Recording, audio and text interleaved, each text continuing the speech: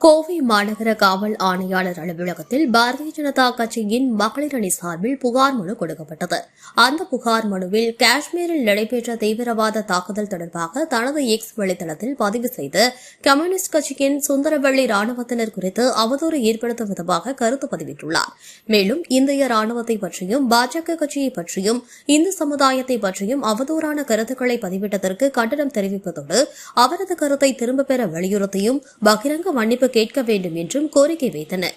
மேலும் சுந்தரவள்ளி மீது சட்டப்பூர்வ நடவடிக்கை மேற்கொள்ள வேண்டும் எனவும் காவல் ஆணையாளர் அலுவலகத்தில் பாஜக மகளிர் அணியினர் மனு அளித்தனர். கோவை மாநகர மாவட்ட மகளிர் அணி தலைவர் ஜெயஸ்ரீ புனத் பேசுகிறோம். இப்போ சமீபத்தில் 2 நாளுக்கு முன்னாடி காஷ்மீரில் நடந்த சம்பவத்திலேருந்து இன்னும் நாங்கள் மீண்டு வரல. நாங்கள்ட்டெல்லாம் அனைவருமே அந்த ஒரு ஆழ்ந்த துக்கத்திலும் தான் இருந்துகிட்ருக்காங்க. ஸோ இந்த மாதிரி ஒரு சமயத்தில் கம்யூனிஸ்ட் கட்சியோட டாக்டர் சுந்தரவள்ளி அப்படின்றவங்க எக்ஸ் தளத்தில் ஒரு பதிவு போட்டிருக்காங்க. அந்த பதிவு எவ்வளோ தூரம் மன வலிமை கொடுக்கறது அப்படின்றது இந்த இடத்துல நாங்கள் பதிவு பண்ணுறோம்.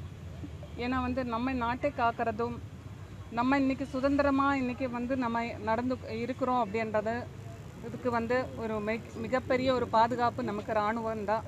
அந்த இராணுவ அதிகாரிகளையும் இராணுவத்தையும் மிக கொச்சையாக பேசி பதிவிட்டிருக்காங்க. அதுபோக இதுக்கு முக்கியமாக இது நடக்கிறது இதுக்கெல்லாம் காரணம் பாஜக தான் அப்படின்றது பதிவு போட்டிருக்காங்க. ஸோ இதை ரெண்டுமே வன்மையாக கண்டிக்கிறோம். ஒரு லேடி தானே அவங்களும் ஒரு பெண் தானே. அவங்க இன்றைக்கி சுதந்திரமாக இருக்கிறதுக்கு காரணமே எதனாலன்னு அவங்க யோசித்தா தெரியாதான். ஒரு பெண்ணாக இருந்துட்டு இந்த மாதிரி பதிவெல்லாம் போடலாமா? ஒரு இந்தியாவுக்கே இதுவரை ஒரு கடுமையான ஒரு துரோகமான ஒரு செயல் தான் நாங்கள் சொல்லுவோம். அந்தளவுக்கு வேதனை கூடிய ஒரு விஷயத்தை பதிவு போட்டிருக்காங்க. இந்த பதிவை அவங்க அந்த எக்ஸ் தளத்திலேருந்து நீக்கணும். அவங்களுக்கு அது தகுந்த ஒரு தண்டனை கொடுக்கணும். அதுக்காக நாங்கள் இன்றைக்கி கமிஷனர் அலுவலகத்தில் வந்திருக்கிறோம். நியாயத்தை நாங்கள் நாடி இருக்கிறோம். கண்டிப்பாக இதுக்கு ஒரு தீர்வு கிடைக்கணும். அவங்க மேற்கொண்டு இந்த எக்ஸ் தளத்தில் இந்த மாதிரி பதிவுகள் போடக்கூடாது. ஒரு பெண்ணாக இருந்து இது போட்டது மிகப்பெரிய தவறு என்றது நாங்கள் கோவை மாநகர மாவட்ட மகளிரின் சார்பாக நாங்கள் இந்த இடத்துல பதிவு பண்ணுறோம்.